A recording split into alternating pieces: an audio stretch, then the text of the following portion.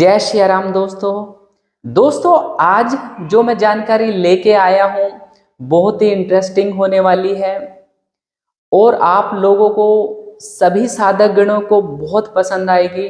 दोस्तों, दिव्य दृष्टि की स्क्रीन क्या होती है और यह कैसे बनती है, देवता की स्क्रीन कैसी होती है और इन दोनों दृष्टि की स्क्रीनों में क्या अंतर होता है, वो मैं आज आपको इस वीडियो के माध्यम से आपको शेयर करने जा रहा हूं। तो दोस्तों, मेरी इस वीडियो को शुरू से लेके अंत तक आप जरूर देखेगा।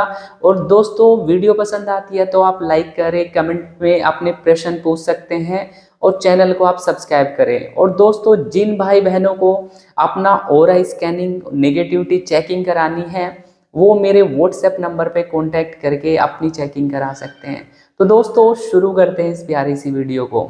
तो दोस्तों, जैसे दिव्य दृष्टि के बारे में मैं आपको सीरीज लेके आया हूँ विकास सैनी वलबेले बालाजी यूट्यूब चैनल पे। तो दोस्तों, मैं कोशिश करता हूँ कि दिव्य दृष्टि से रिलेटेड जो भी मैंने सूक्ष्म अनुभव किए हैं वो आप सभी के साथ में शेयर करूँ कि आप दिव्य दृष्टि की स्क्रीन पे कैसे देखेंगे। ये सारे जो भी गूढ़ से गूढ़ तथ्य होते हैं मैं कोशिश करता हूँ आप सभी साधक गण के साथ भी शेयर करूं ताकि आप भी उन सारी चीज़ों को समझ पाए और चीज़ों को आगे अचीव करने में समझने में आपको कोई परेशानी ना हो।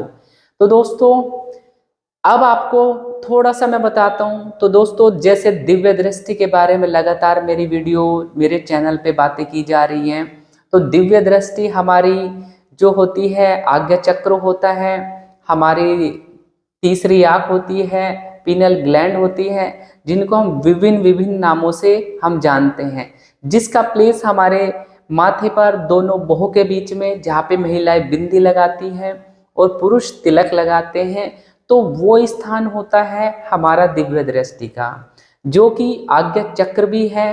हमारे शरीर के अंदर 7 चक्रास होते हैं और सातों चक्रों को भेदन करके हुए एक हमारी जो ध्यान की पहली एक तरीके से क्लास होती है जिसको हम कुंडलिनी शक्ति कहते हैं। जब वो दिव्य दृष्टि के ऊपर स्टेबल हो जाती है, हमें आज्ञा चक्र की सिद्धि प्राप्त हो जाती है, तो कहीं ना कहीं हमें वो सारे दिव्य अनुभव होने चालू हो जाते हैं जिनकी दृष्टि खुल जाती है। दिव्य दृष्टि पर कुंडलिनी आते ही हमारी परतें मेल्ट होती चली जाती है। लगातार हमारी जाप की गर्मी से और हमारे ध्यान करने से वो सारी एनर्जी हमारे आज्ञा चक्र पे एकत्रित हो जाती है, तो जिसकी वजह से हमारे दिव्य दृष्टि की जो 5 परतें होती हैं वो बिल्कुल क्लीन हो जाती है, बिल्कुल साफ हो जाता है, जो कि हमारे लिए रेडी हो जाती है कि हमें वहाँ से प्रकाश, कुछ विजुअल्स हमें आने चालू हो जाते हैं। ये हमारे दृष्टि का कंसेप्ट होता है। अब हमारे कुंडलिनी को ऊपर ले जाने में सहायता जो करती हैं, वैसे तो हमारे शरीर के अंदर 72,000 नाड़ियां होती हैं, बट 3 मुख्य नाड़ी होती हैं जिन्हें हम बाई तरफ हमारी ईड़ा नाड़ी होती है जो कि चंद्रमा से संबंधित होती है, और हमारे राइट साइड में हमारी पिंगला नाड़ी होती है जो कि सूर्य तत्व को रिप्रेजेंट करती है। तो ईड़ा पिंगला नाड़ी के माध्यम से कुंडलिनी चक्रों को भेदन करती हुई आज्ञा चक्र पे पहुंचती है, और यहाँ पर आकर एक तीसरी नाड़ी होती है जो सुषुम्ना के माध्यम से हमारी कुंडलिनी चढ़ती है। हमारे आज्ञा चक्र पे आके तीनों का मिलन होता है, तो एक तरीके से इस चक्र को पूर्ण रूप से हम बहुत महत्वपूर्ण माना जाता है। अब इस चक्र के माध्यम से हम किसी का प्रेजेंट देख सकते हैं, किसी का पास देख सकते हैं, और कुछ लोगों को फ्यूचर की अनुभूति भी इसके माध्यम से होनी चालू हो जाती है। तो ये अपने आप में आज्ञा चक्र बहुत पावरफुल होता है।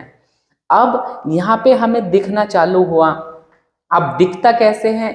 बहुत सारे व्यक्तियों की मैंने चेकिंग करी कि भाई दृष्टि खुल गई है बट उनको कुछ भी दिखाई नहीं देता है, या दृष्टि खुल गई है उनको कोई भी स्क्रीन प्राप्त नहीं हुई है, या उसकी जो पर्दा बनता है, जो हमारा एक प्रतिबिंब बनता है जो रिफ्लेक्शन से, मतलब हमारी एनर्जी जो यहाँ से मैं समझाता हूँ, मतलब एग्जाम्पल लेता हूँ इसके लिए।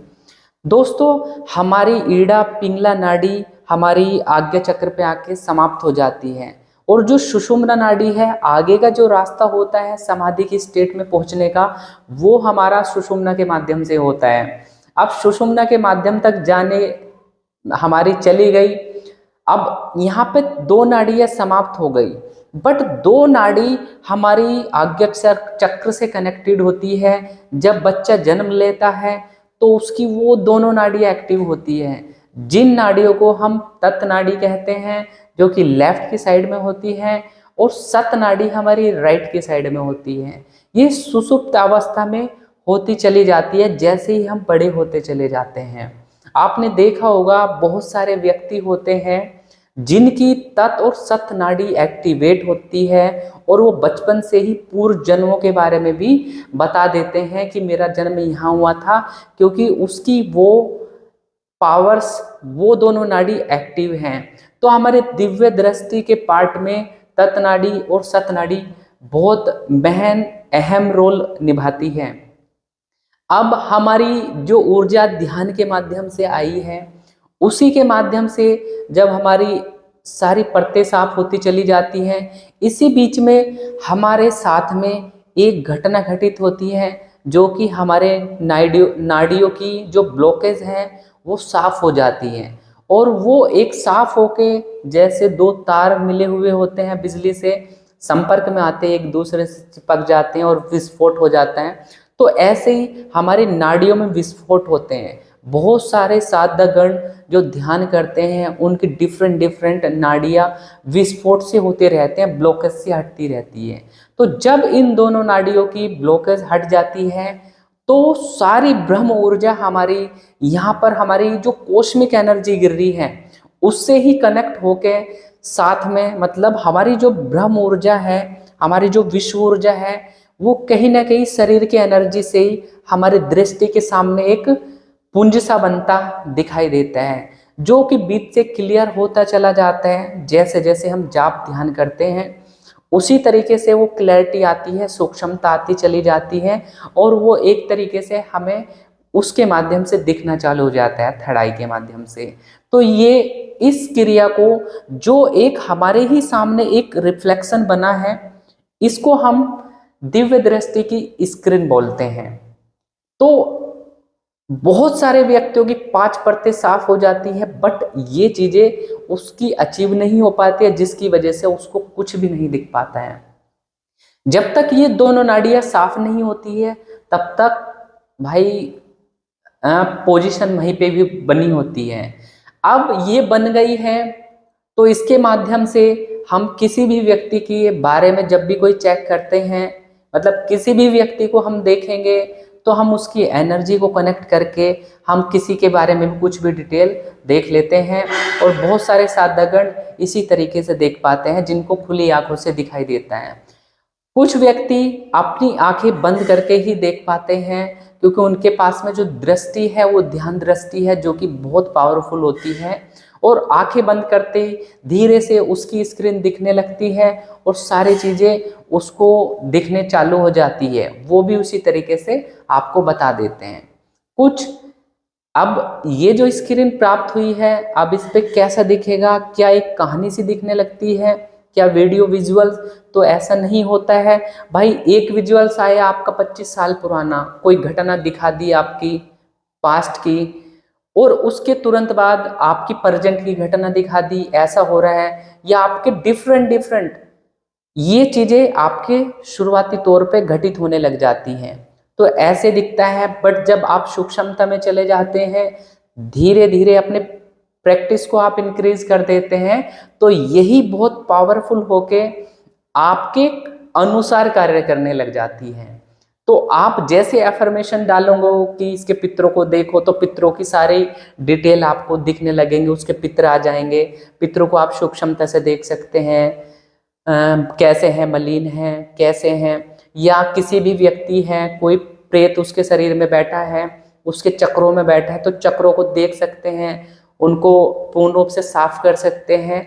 तो ये हमारी काम करने में बहुत हेल्प करती है। जो हमारी दिव्य दृष्टि होती है या स्क्रीन होती है। तो अब आते हैं दूसरे पॉइंट पे। तो इस तरीके से चेक कर सकते हैं, फिर तो आप समझते हैं थर्ड आई से हम क्या क्या चीजें देख सकते हैं और क्या क्या चीज कंट्रोल कर सकते हैं। सब कुछ हमारे एफर्मेशंस पे डिपेंड होता है, जो हम देखना चाहते हैं किसी भी पर्सन के बारे में, तो वो सारी चीज हम इसके माध्यम से देख सकते हैं। और दोस्तों एक होती है देवता के द्वारा जो स्क्रीन प्रोवाइड होती है हमें, हम बहुत ज़्यादा साधना करते हैं। एक व्यक्ति है जो केवल मंदिर जाता है, भजन करता है, भक्ति करता है, राम नाम का जप करता है केवल, उसको ना तो चक्रों का पता ना कुछ पता, मंदिर में जाकर जल चढ़ाता है शंकर जी को या तीर्थों में दर्शन करता है, क्या उनको ये अचीव नहीं होता है? ये सब उनको भी अचीव होता है और इजीली किए जा सकते हैं। भाई सबसे बढ़िया भक्ति करो और शक्ति अपने आप आ जाती है, क्योंकि वो आपके भाव को समझती है। उनको लगता है कि ये वो बंदा है जो भक्ति करता है और कहीं ना कहीं इसके जरिए हमको भी ये पार उतार सकता है। तो ऐसी ऐसी अनुभव आपको भी प्राप्त होंगे, और जब उन व्यक्तियों को घटित होता है तो उनके पास में सिद्धि बन जाती है। सिद्धि देवता उसके शरीर पे आने लगते हैं और बिना त्राटक करे, ध्यान करे, उसके ऊपर देवता खेल के उसको सब कुछ दिखा देते हैं आज्ञा चक्र के माध्यम से। तो इस स्क्रीन को जो बोलते हैं वो बोलते हैं देवता की दृष्टि, देव स्क्रीन बोलते हैं। ऐसे ही जैसे हमारी नाग माता की दृष्टि होती है, नाग माता जो हमारी मनसा देवी माता है, बहुत सारे व्यक्ति उनकी सेवा करते हैं और उनके फलस्वरूप उनकी कृपा होती है, तो वो अपनी कृपा के माध्यम से आपको दिखा देती है। एक व्यक्ति का अभी मेरे पास में व्हाट्सएप पे एक व्यक्ति का अभी मेरे पास में यूट्यूब चैनल के माध्यम से कमेंट आया था कि भैया मेरे पास में मैंने नाग माता की साधना करी थी, बट मेरे को एक ही दिन दिख पाया, उसके बाद में वो चीज़ें गायब हो गई। तो भाई जब मैंने उसके बारे में देखने की कोशिश करी कि ऐसा क्यों हुआ, तो पता लगा भाई उसका ऊपर लगातार तंत्र क्रिया का प्रयोग होता था और कहीं ना कहीं उसकी द्वेष की भावना सी की वजह से उसके मन के विचार उस देवता से नहीं मिल पाए, तो वो देवता उसको छोड़ के चला गया। तो ऐसा भी होता है कि देवता के ऊपर डिपेंड होती है कि वो आपको दिखाना चाहता है या नहीं दिखाना चाहता है। बहुत सारे व्यक्ति होते हैं कि भैया पहले बहुत बढ़िया अनुभव होते थे, अब बिल्कुल अनुभव होने बंद हो गए हैं, पहले ऐसा दिखता था अब बिल्कुल भी कुछ दिखता ही नहीं है। तो ये क्या होते हैं, वो सारी देवता वाली दृष्टि जो डिपेंड होती है वो केवल देवता के ऊपर डिपेंड होती है। उनकी इच्छा होती है तो वो दिखाएंगे, भाई मर्जी है उनकी। तो ऐसा भी होता है।